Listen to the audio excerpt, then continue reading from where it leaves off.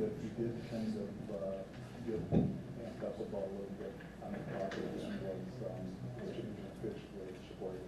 And we thought that never occurred to them, and we're scheduled for another 25,000 of coal here. And I said, what?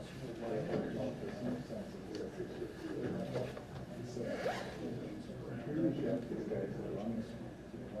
All right, we have a quorum. We'll call the second meeting of October together to order for the Liberty Grove Town Board. Clerk will note that Supervisors Cavazos and Forkett are excused for this evening's meeting. And also present is the Administrator, Clerk, Treasurer, and Office Assistants. Thank you, everybody. Welcome to the board meeting.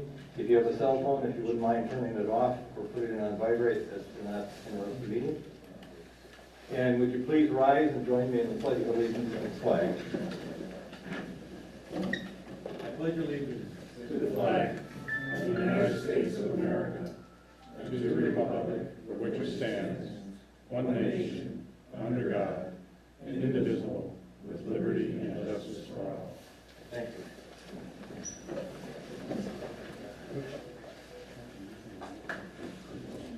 All right, first item on the agenda is to approve the agenda.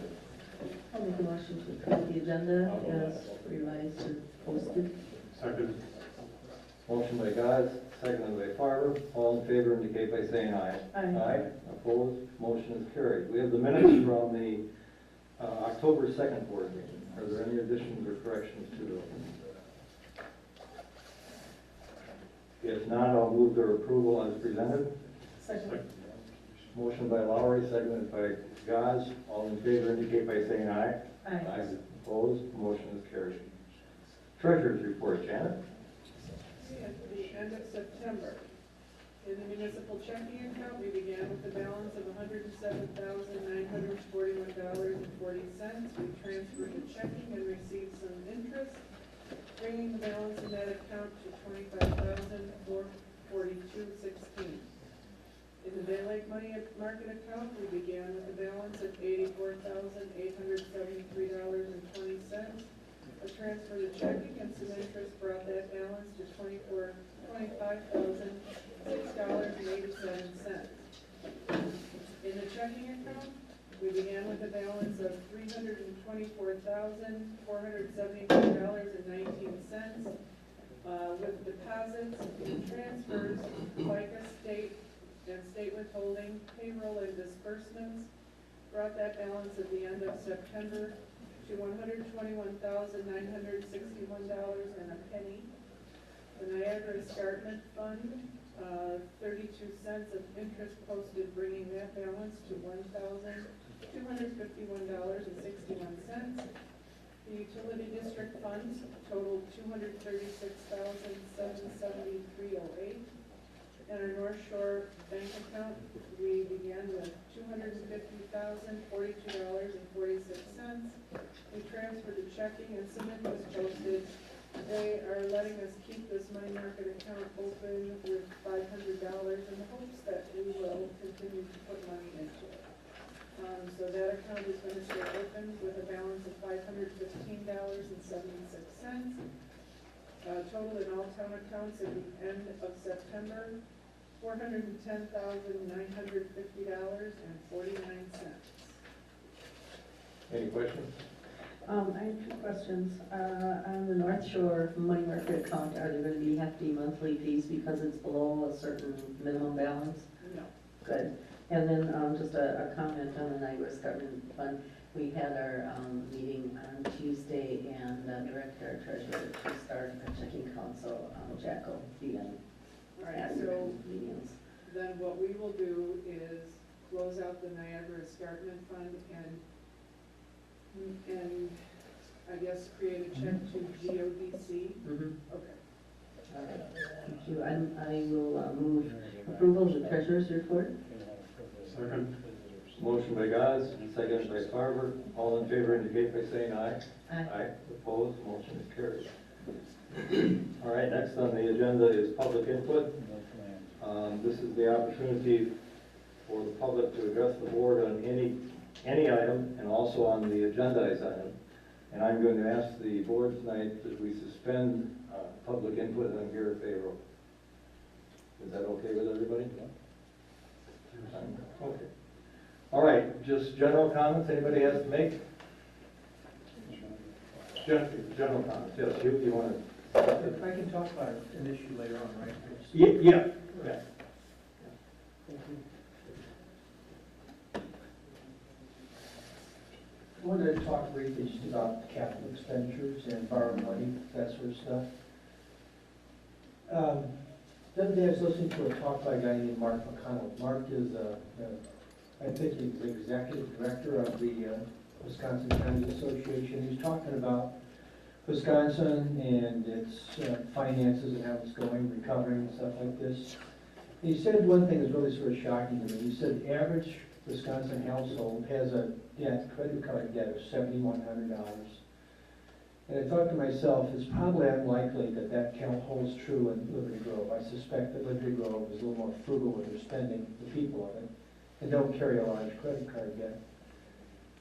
In the same way, I hope that the township of Liberty Grove doesn't put itself in debt over stuff that it really doesn't need. And I think we have to define it's okay to borrow money, but I think it's okay to borrow money for things that last 20 years. I don't think borrowing for roads is an example, is a good example, is a good way to borrow money or a good reason to borrow money. I know in the county level, the roads are repaired. In the county level, I can't remember the exact numbers, but we have so many miles of county roads, we divide it by 20, I think it is, and that's how many roads we take care of on an annual basis. And the roads are paid for out of the levy, they're not borrowed against. And the reason for that is, it's an easy trap to get into. If you borrow year one for borrowing for fixing roads, and then the next year comes up, it's an easy thing to borrow year two. And what you end up doing is you're going to end up permanently borrowing money for roads. And I just don't think it's a good idea to borrow for roads. And I hope that when you borrow money, I'm not saying don't borrow money, but when you do borrow money for real capital expenditures, not for really expenses. And that's the whole point of what I wanted to talk about tonight. Thank you. Thank you. Any other general comments? Mike?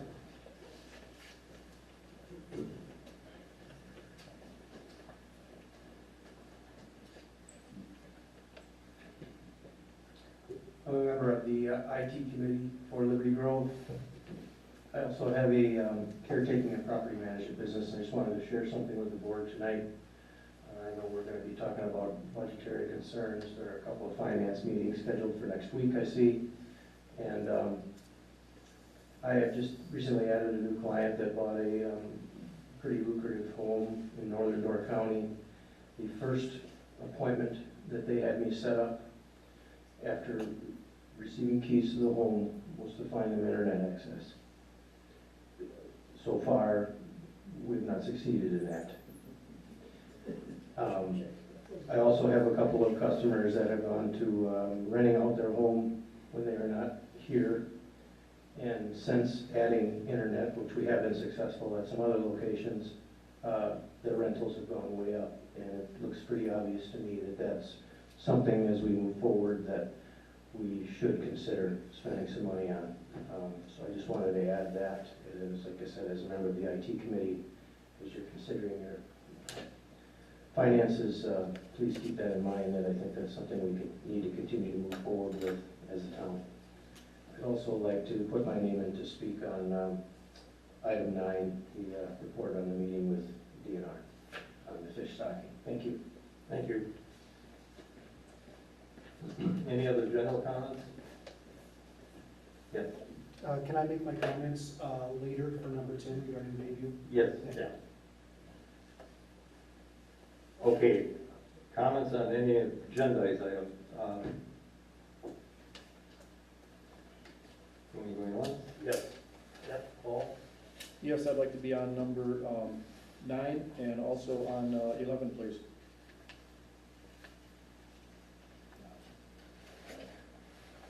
Yes.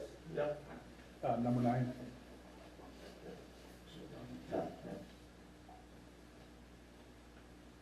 Number 9, John. 9-5. Anybody else? Mike? Number 10.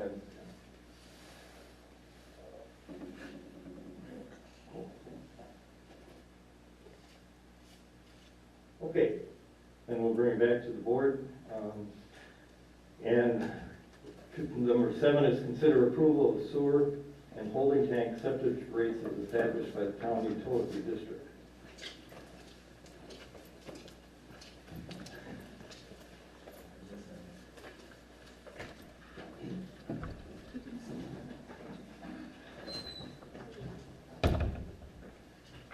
You probably received all the paperwork that we've issued on this. Periodic, let's see, alternate years, Sister Bay looks at sewer rates and alternate years, water rates. Water rates have to go to the PSC, so if there's a decision made that they want to increase water rates, that's a long process that they go through. But sewer rates, they can raise at any time they wish. There's no regulations on that. They did approve a sewer rate increase this year. It was submitted to their board and approved. And the utility district took up that sewer rate, increased cost, and we generally increase it by 10%. And we have had a public meeting to approve that. And so that was approved by the utility district. And now we're submitting it to the sanitary district and the board for your approval. One thing that the utility district does not consider is the high density haulage that comes in, which is would be holding tanks that have unexpected high density sewage. Now, the septic sewage that comes in is considered high density already, so there is a much higher rate for septic sewage. So that also is something that applies to the rest of the town from the utility district. So we felt that that should also be considered by the board and approved. So if you have any questions on this, I'd be happy to answer. Could you point out the high density, Peter, on the sheets here so we know for sure? If you look at, you have page 2, which is actually, I think, the first page that I gave you with this rate resolution is the upper heading. Right. If you look at, down at the bottom there, high strength waste surcharge, the flow would apply to haulage that's coming in from holding tanks. And then as these different items on it, the BODs, suspended solids, or phosphorus are over, then there are additional charges for those. Now, Steve Jacobson at the wastewater treatment plant looks at things as they're coming in, and if he decides that it's high strength, then he will charge the hauler. And of course, then the hauler has to go back and charge the customer for that. So it's done on per holding tank, it's not across all holding tanks in the Right, town. right. And it's not something we're involved with, it's all handled by the wastewater treatment plant, so the town never sees that, it's between the customer, the hauler, and the treatment plant. Anybody else have any questions?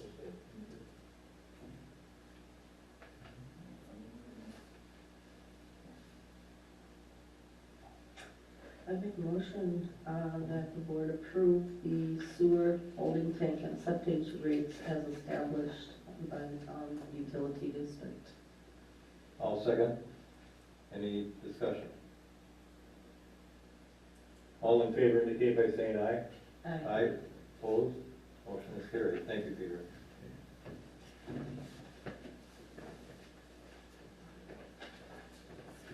Planning Commission, consider recommendation to support conditional use for addition to a building in multiple occupancy development of the Martin residence at 1096 Wagon Trail Circle. Nancy?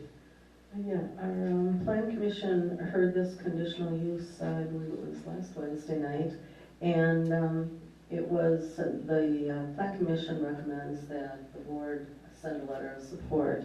As an MOD, it's looked at, the property is not looked at like an individual house would be. It's looked at as the development.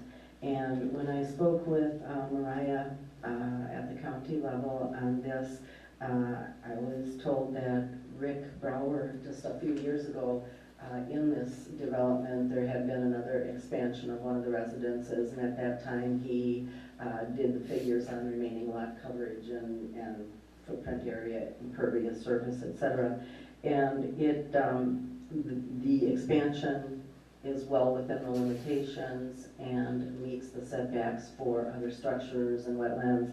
So the only very slight hesitation that we had, and we suggested that the owner do this, is that he had indicated that the condo association had approved the remodel, if you will, or the addition, and we suggested that he have the condo association send an email or a letter or something, either to the board or definitely to the RPC, just so that there's a trail on that, but we didn't have any problems with it. So I would make a motion that the board authorize Bud to send a letter of support for the conditional use for the Martin family at 1096 Wagon Trail Circle. Second. Motion by Guy, seconded by Farber, excuse me. Any other discussion? All in favor indicate by saying aye. Aye. Opposed, motion is carried. Report on the meeting with DNR, October 12th, and consider future action regarding salmon planting. Who would like to speak first? Who wants to get there? Yeah, we have that.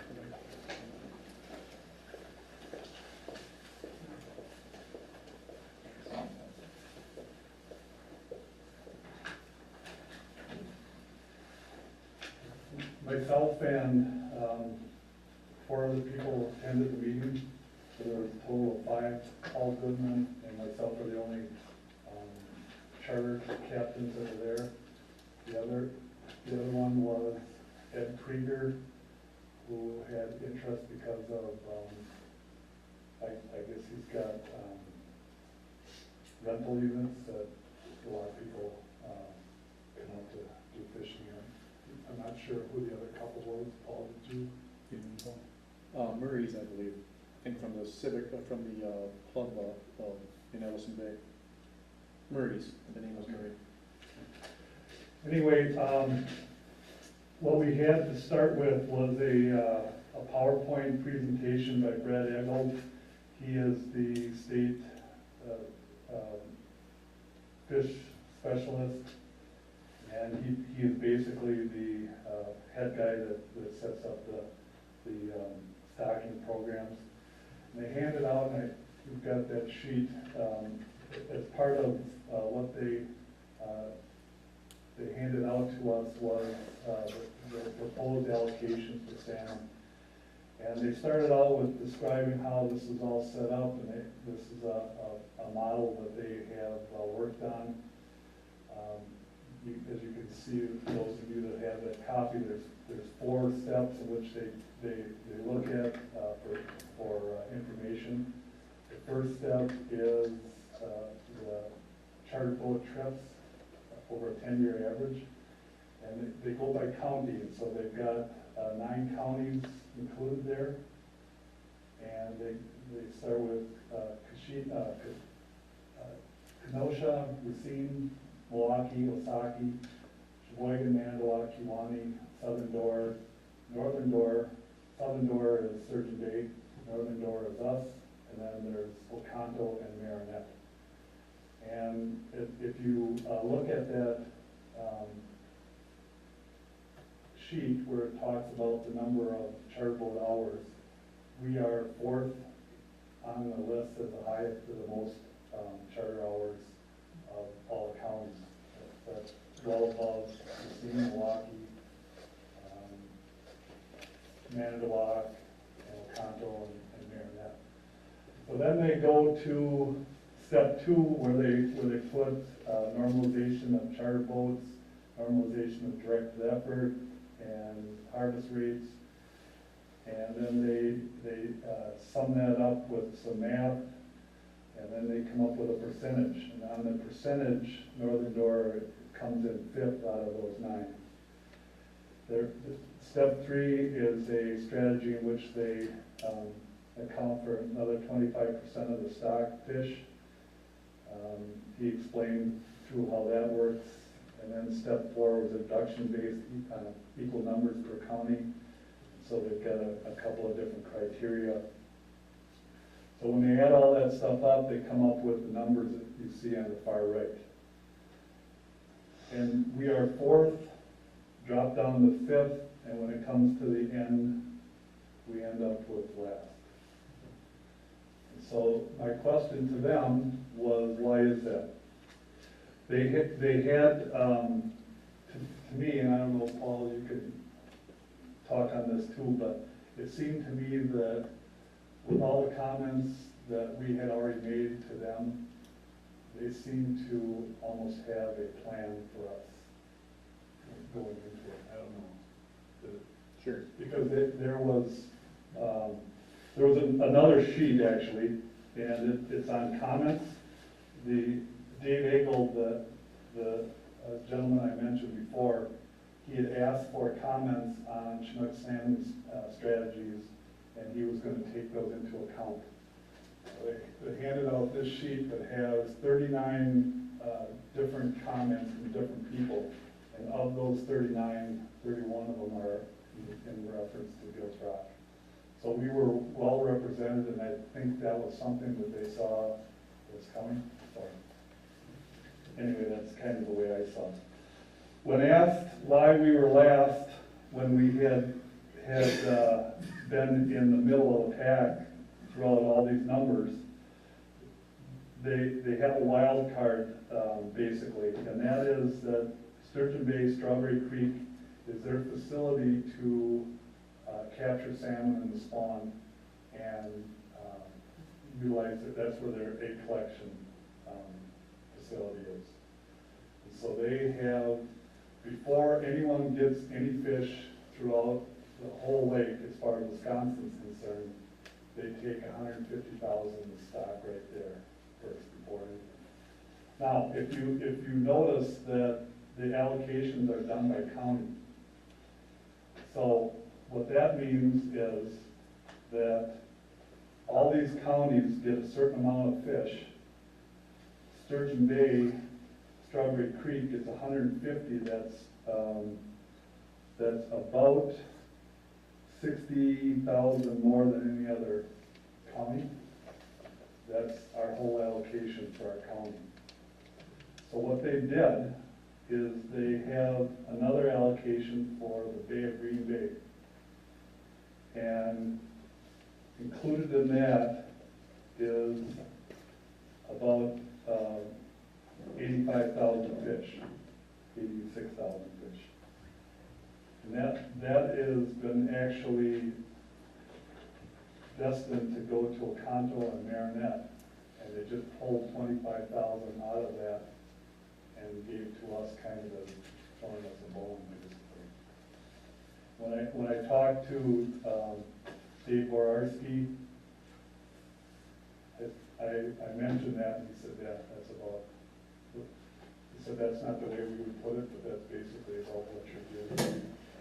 You're lucky to get that, basically, is what he said. Okay? So, then there was quite a bit of discussion. All of us had some talking points that we discussed with them. A couple of people made some comments like our bays are full of salmon, I don't know what we're complaining about, that type of thing. And we all, took exception to that.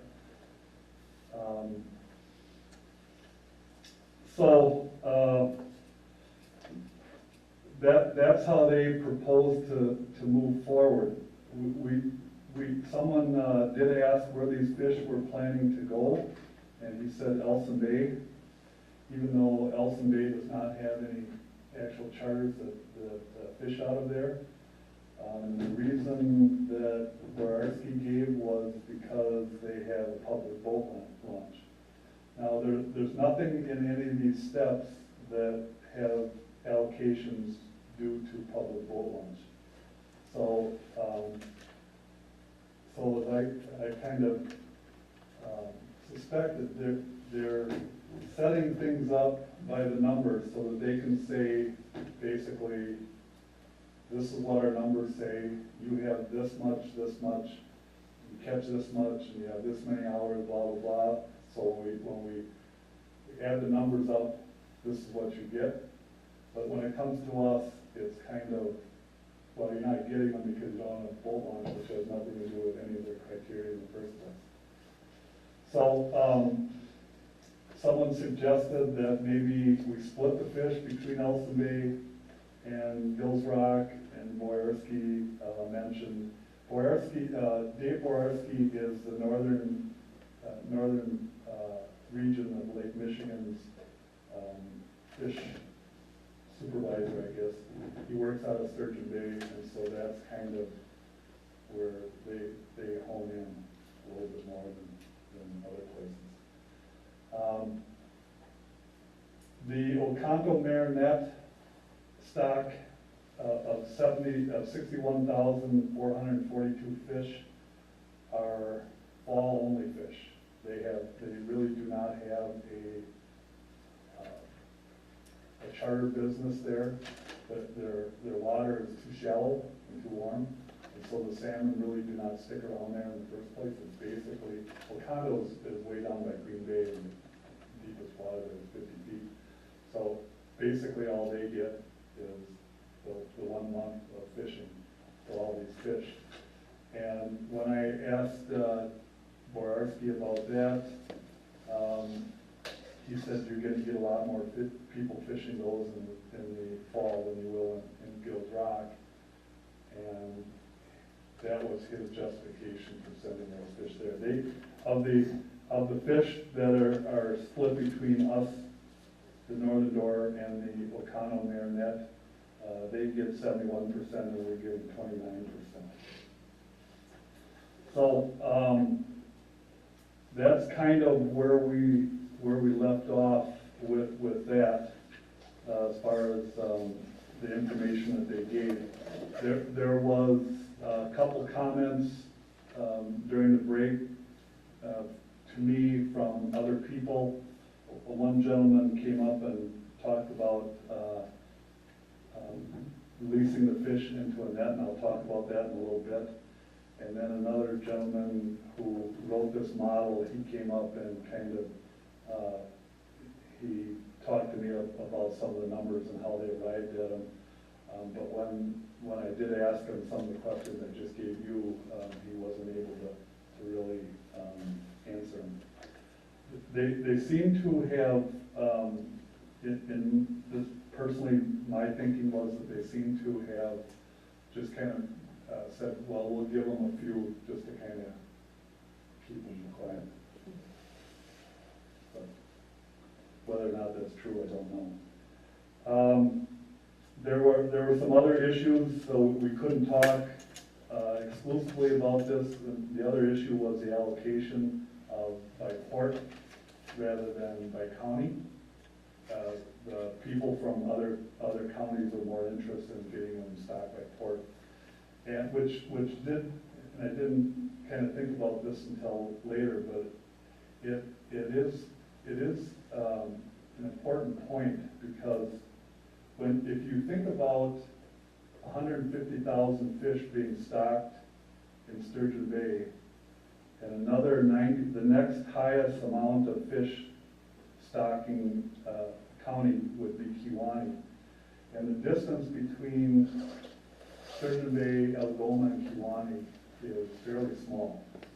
And so they're getting basically 245,000 fish stocked within about a 20-mile area.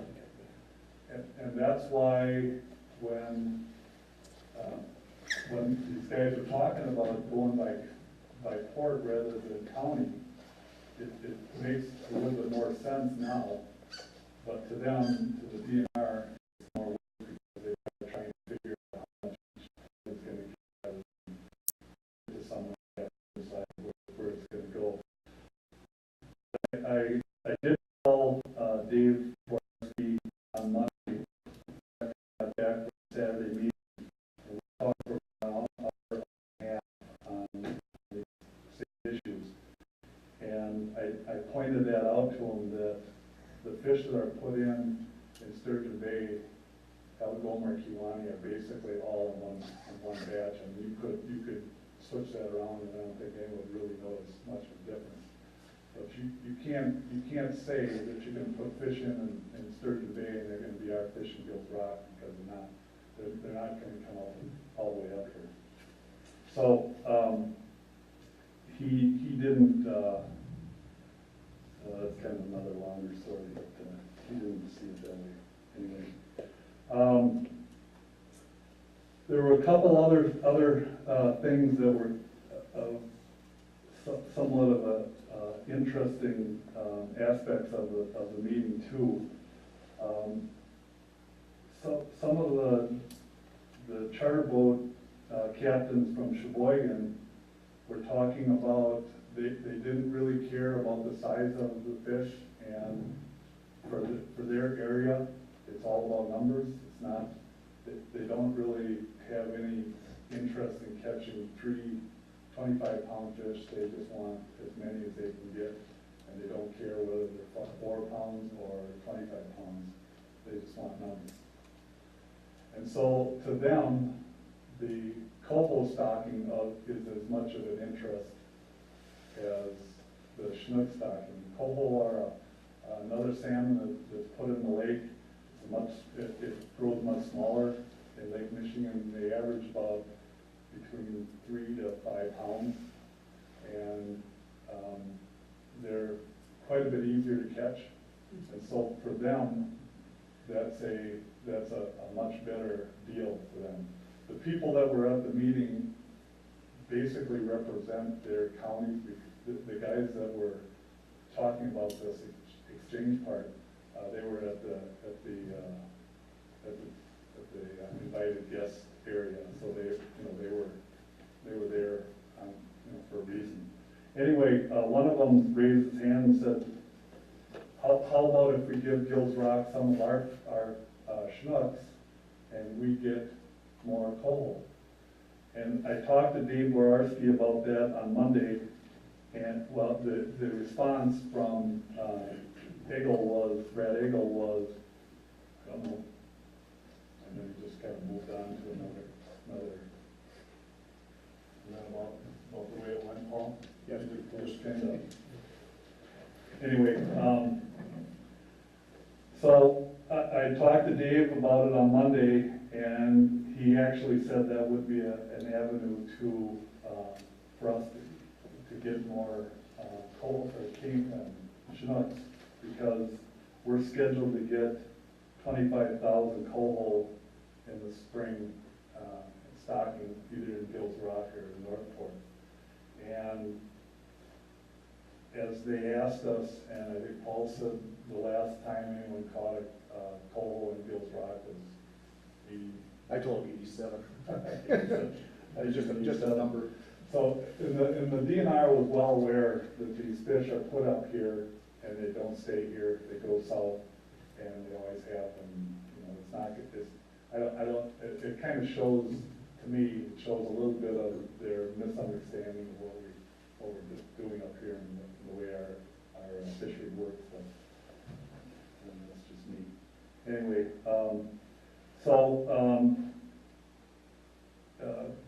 Borowski thought that might be a good exchange, although it's probably not going to be fish for fish. It's probably going to be more coho for the Chinooks than the other way around. There also was a gentleman from, I think he was from Manitowoc,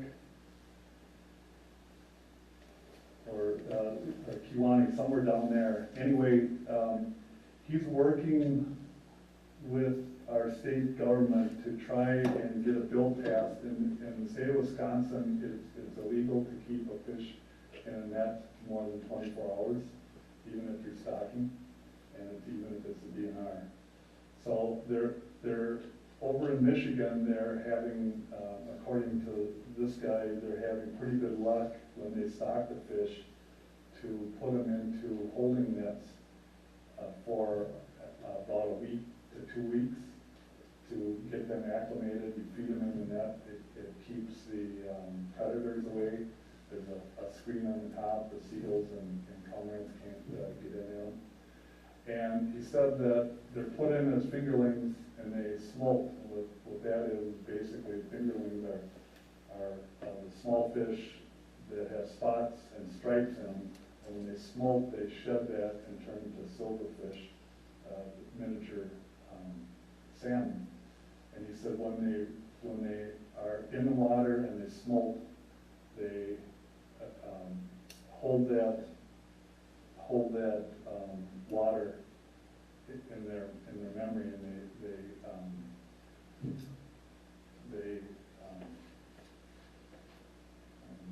missing the word here. It's where they're going to return. Okay, if you put them in as fingerlings, they sometimes just swim away and never to return.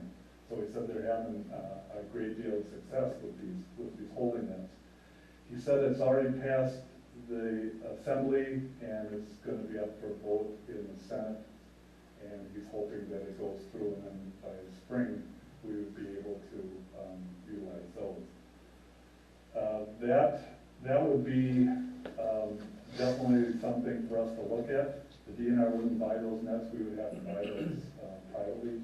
And he said the nets would be anywhere from $400 to $800 or something. I think we probably only need one.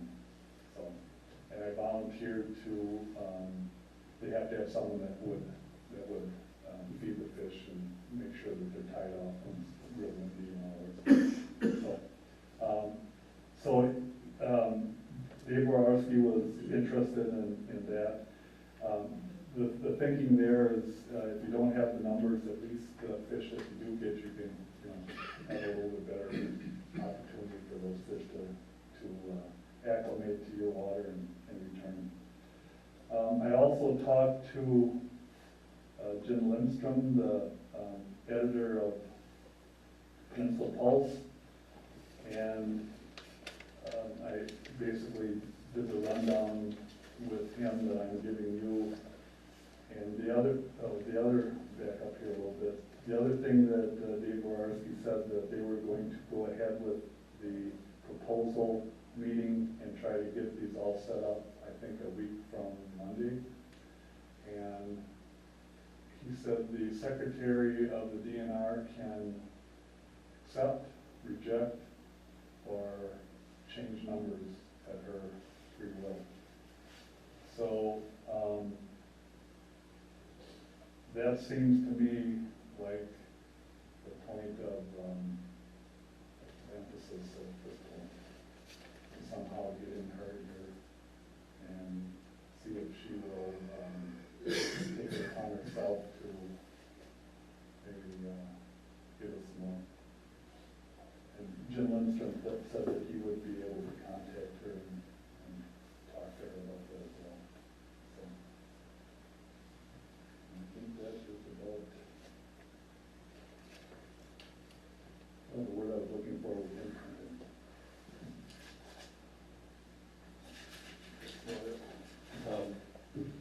Did they not consider Weaver back public when it was open? No, that was one of the things that Borowski had said.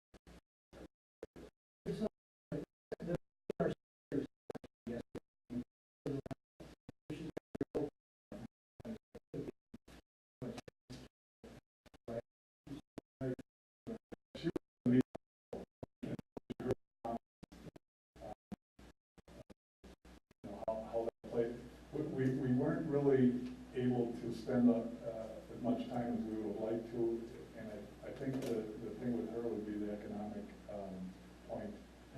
Well, yes, you guys don't have the sheet in front of you, but if Milwaukee, Racine, Sheboygan, or Manitowoc doesn't have a real strong fishery, that's not gonna make Hill B a county where it does well. And that's something that, you know, for the charter fishermen in those counties, that it'll have an impact, but for the rest of the county, it really doesn't matter too much. Are they aware that the Garrett Bay launch ramp exists? Well, I pointed it out to them, it's not, Because I've seen them, the fish stocking truck, stock fish with no launch ramp whatsoever. All they do is run a hose out into the water. and that's part of the problem is that, as Jeff and Mark the Weavers have both told me, that while they're sending them out there, the seagulls and cormorants are just, Yeah, they have to do it in a protected area where they can get down under a dock or something. But these stocking nets seem to have a pretty good potential to.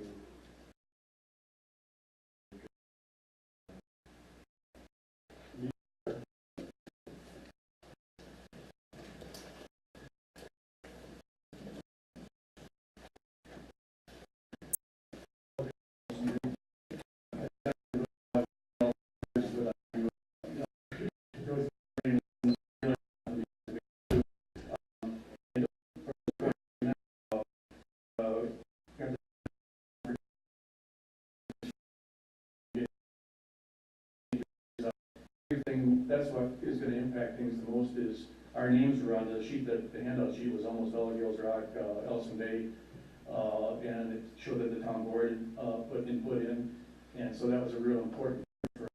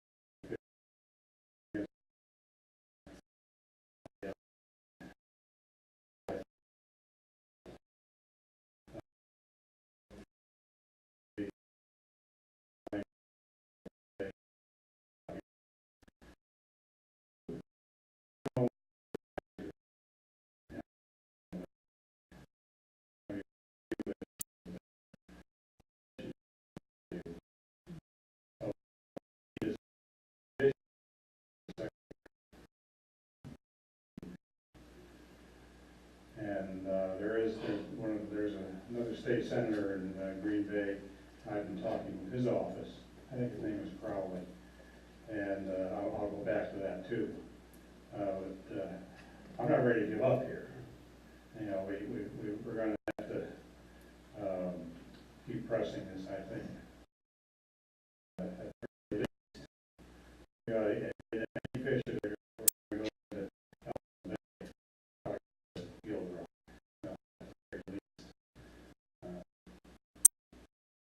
Thank you. Thank you.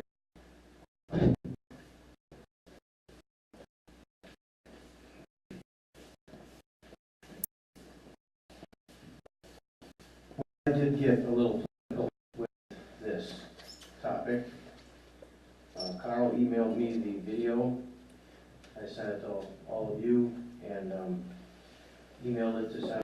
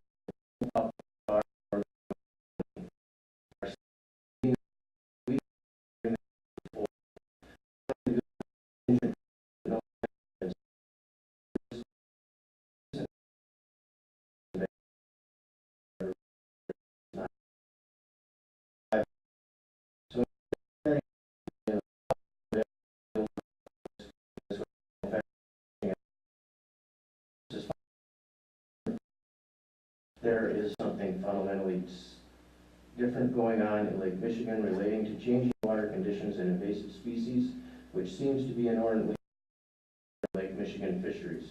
Perhaps the fish are spending more time farther south where there's more food available. We will do what we can to address this. We can't make the fish stay where we stock. As our office continues to work with the DNR, I find a solution that makes everyone happy. We keep the rock in mind. Keeping it with your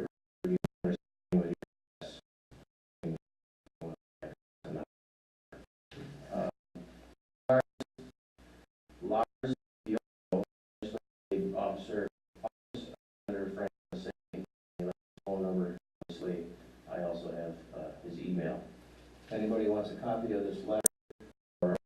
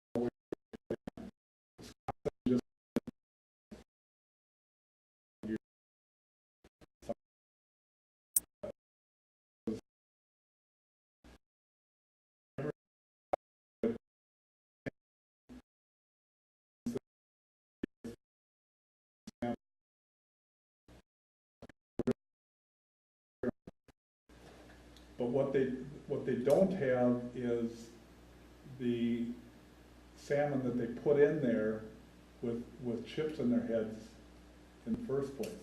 So they can't really tell the ones that don't have chips where they actually came from. So it's really calling back to the voted.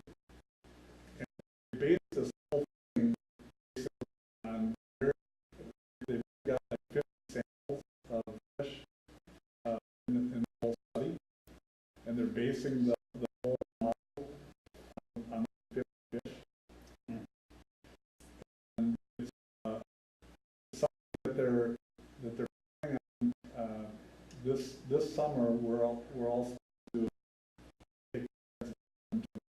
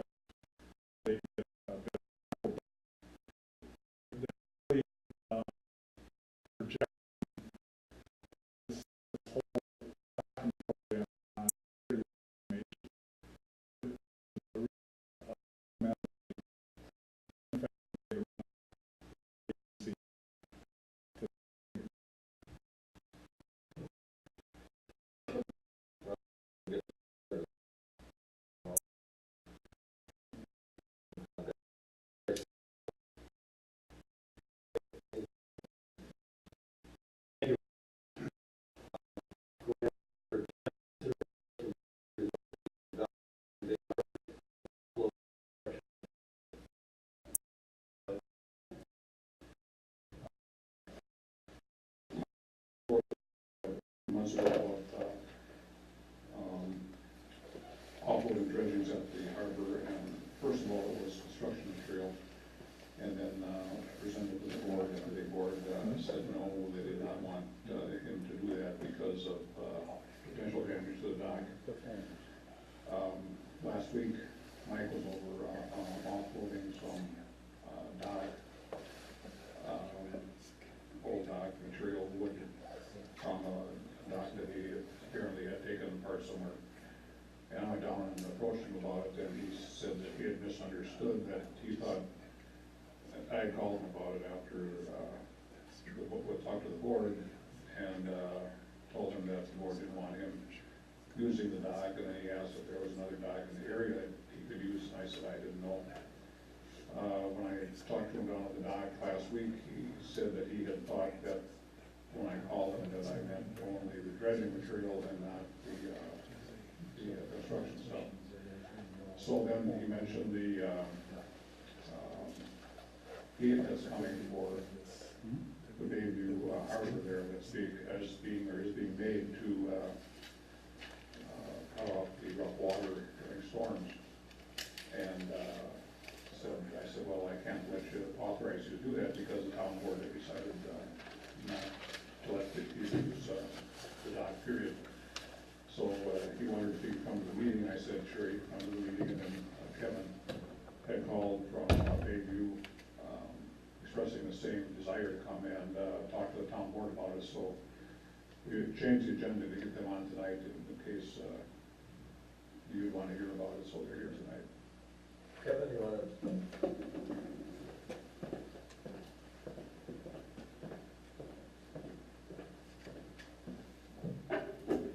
Hi. In about 2 weeks, this gate is going to be delivered to Ellison Bay. The gate is roughly 40 feet by 12 feet and weighs several tons. We have a plan to use the Larson property to offload the gate. We're raising the house there at the end of the month, and once the house is gone, there's room to back the truck there. But due to technical or logistical issues and timing issues, Mike Cole has advised us that it would be better, easier, and less expensive if he could offload the gate from the truck to the barge at the town marina property. And according to Mike, that would take about 2 hours.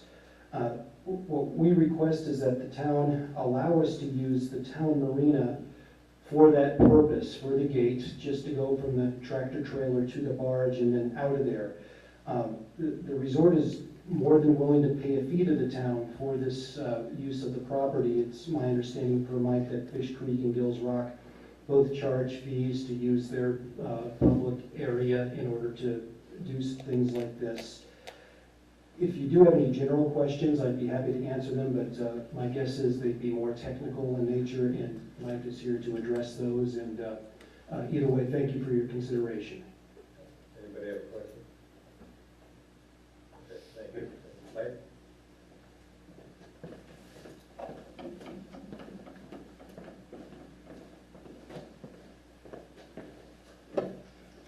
Yeah, Mike Cole, Ironworks Construction.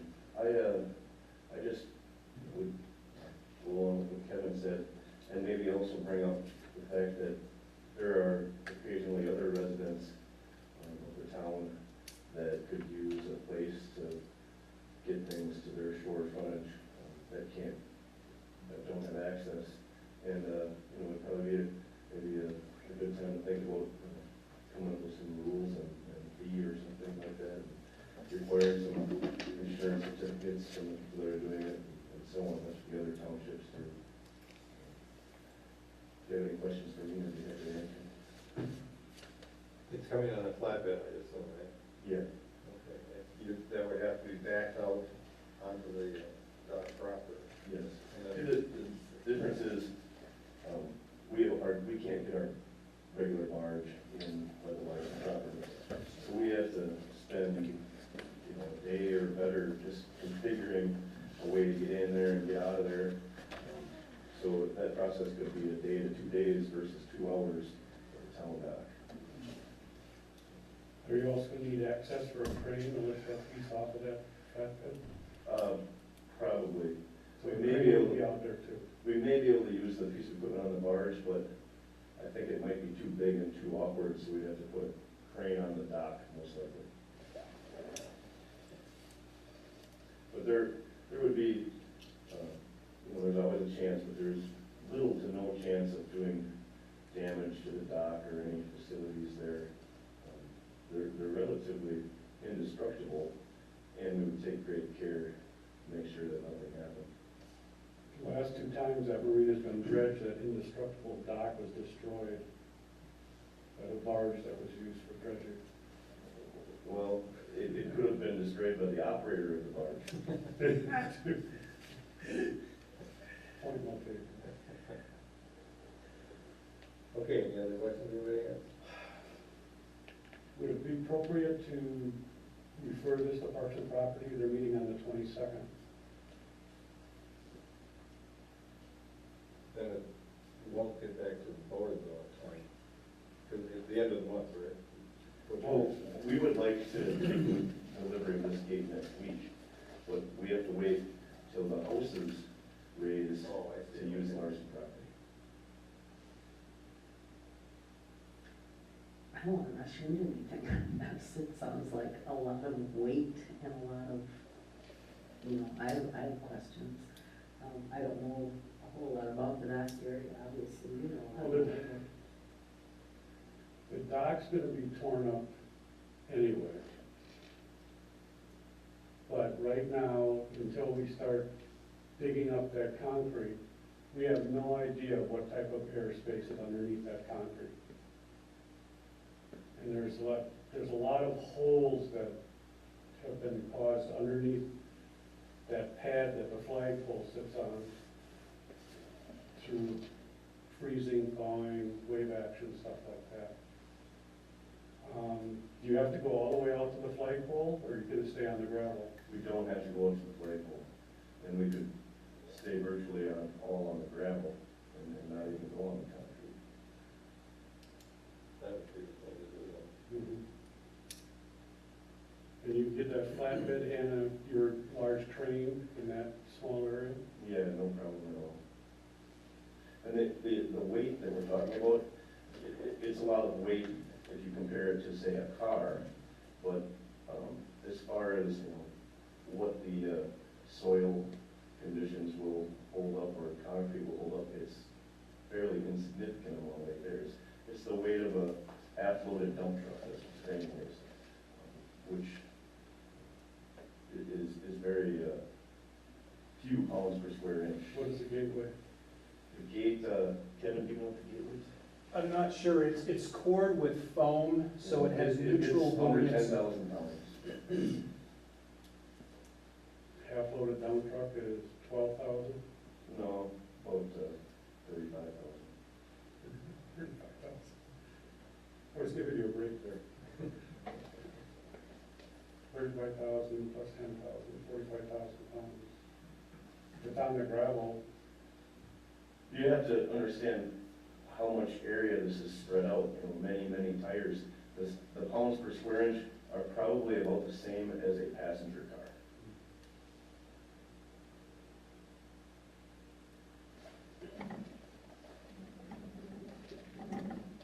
Well, considering we haven't done anything with the dock yet. right, that's what I was, but I also think that,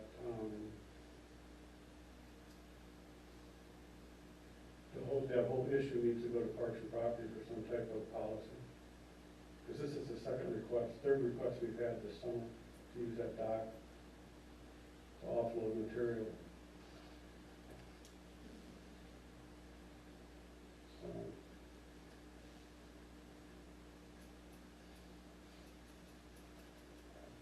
Well, I would think that, I guess in this case, logistically, I don't know how we do that. does your insurance certificate cover damage to other property? Yeah, it would cover anything that did damage to. That we need a copy of the insurance certificate. I guess I lean to let them go ahead. Providing any damage resulting from the offloading is repaired. Right. Does the town have any liability on this or exposure?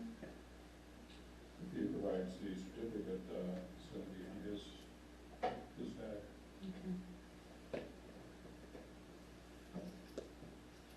Okay, I'll make a motion to approve the request, Bayview Resort to use the Ellison Bay dock to offload the gate, provided we have a copy of the certificate of insurance and are notified when that's gonna take place so that we can have somebody down and just to observe.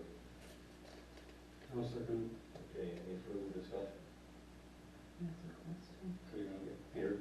Question of what other towns, what charges they make for this kind of service? That's something Parks and Property will take a look at. Is it cheap, but not for this?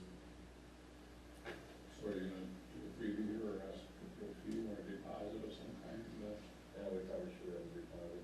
in case something goes to the office there? I think that the fee for Gills Rock is $200 for a day use, is that correct, Mike?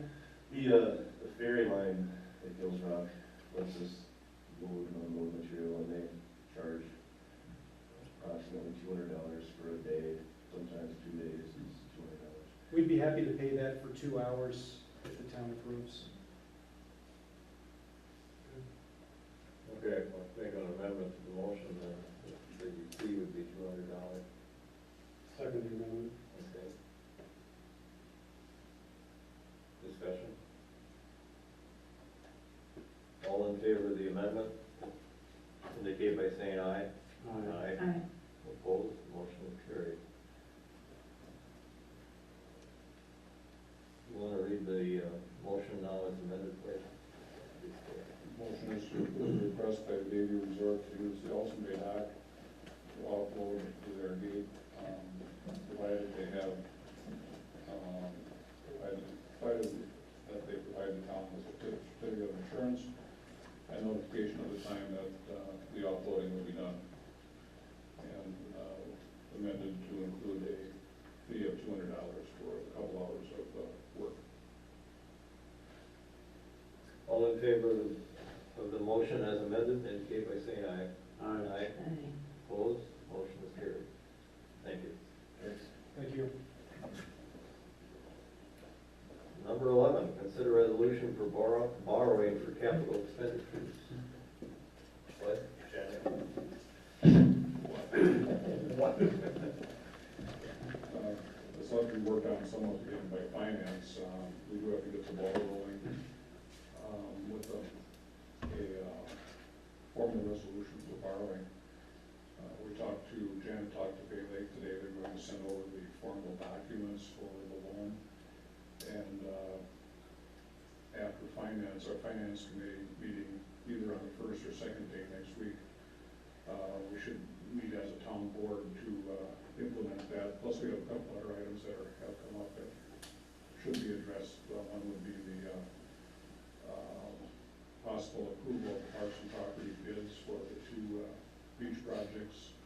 The bids are going to be opened at the committee meeting on Tuesday morning, and then the board wouldn't be meeting for another couple of weeks. So if they want to get going with the project this fall quickly, the board should meet and after finance and act on a recommendation on those bids. So the amount of $300,000 was included in the budget last year for borrowing, and it's getting down to the wire here with that because we'll need that before the end of the year. Plus, the suggestion was to borrow an additional $200,000, make it even $500,000, and then apply the $200,000 to next year's budget. There'll be some more details on that at finance. Paul, you wanted to? Yeah, I just had a question on,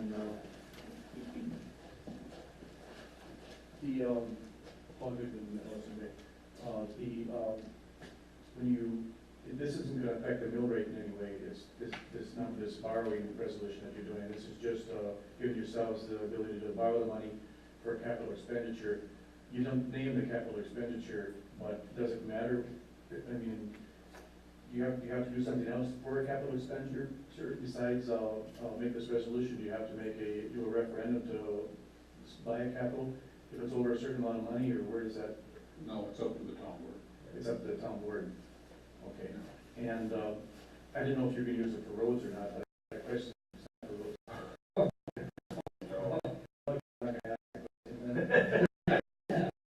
Okay. About the road there, I'm curious. Okay, very good, thank you.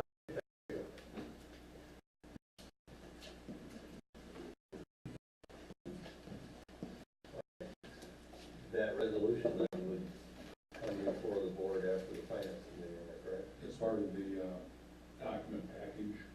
Right. With a whole bunch of blank spaces to fill in on time, people attending the meeting, length, rate, and payment per year. So we are not going to act on this.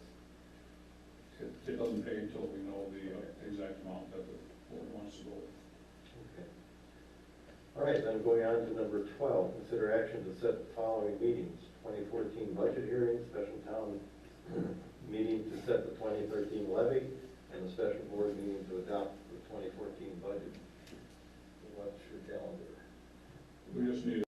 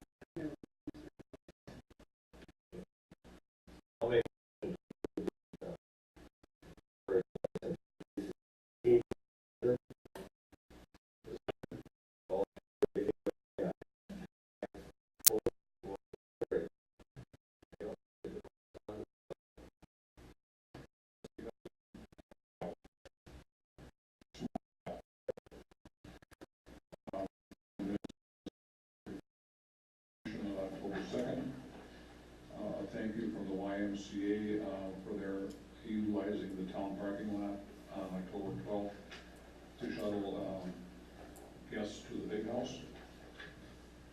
A letter to Mr. Brian Hackbarth in Fish Creek saying that the county board will be acting on the Gibraltar application regarding miniature golf and various amendments in relation to miniature golf.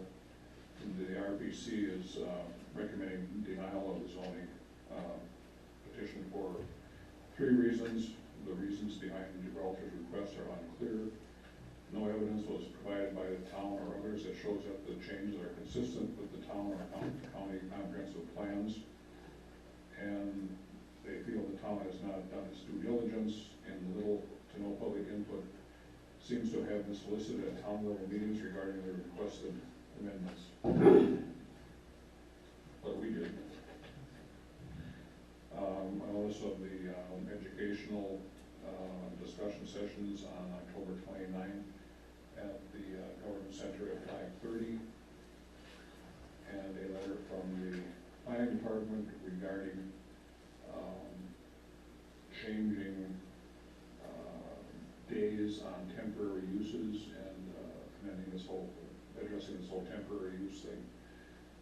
Something that the plan commission will have to take up, I guess. It's kind of semi-confusing, I think. We've not Happy to always- see it, actually. That's it. Okay, future meetings. We have finance is beginning on Tuesday at 6:30. Parks and Property meets the same morning at 8 o'clock. And the Fire District Exploratory Committee meets that evening at 7 o'clock. Finance again meets on Wednesday the 23rd. And after one of those meetings, I don't know if we'll get everything done on Tuesday at 6:30 to post the special board meeting after that, but I suppose we better do that to be safe in case we get done. And we have a third finance committee at 8 o'clock in the morning on the 24th if necessary.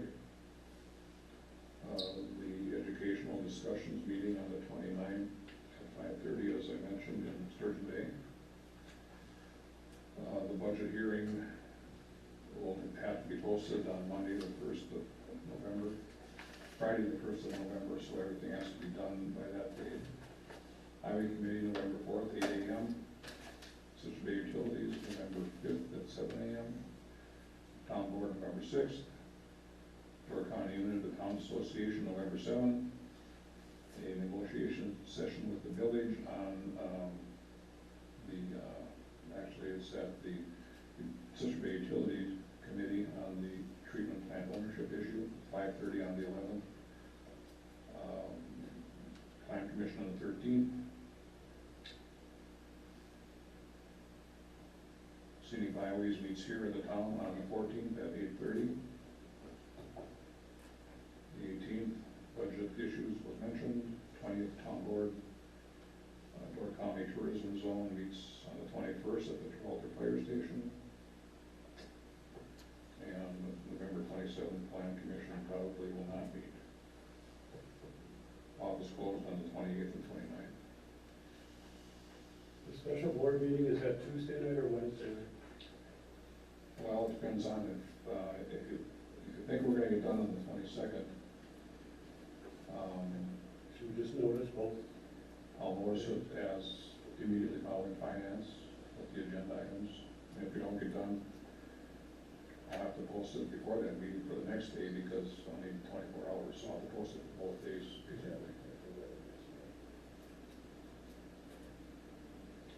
Okay, payment of bills.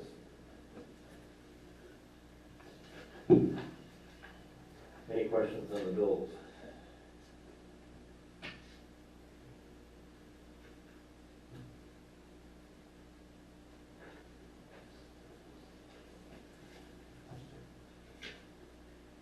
If not, I'll move their approval as presented. Is there a Second. Discussion? Where do we have an elevator? North Fire Station. Seldom used. All in favor indicate by saying aye. Aye. Opposed? Motion is carried. I move we adjourn. Second. All in favor? Aye. We stand adjourned. Thank you.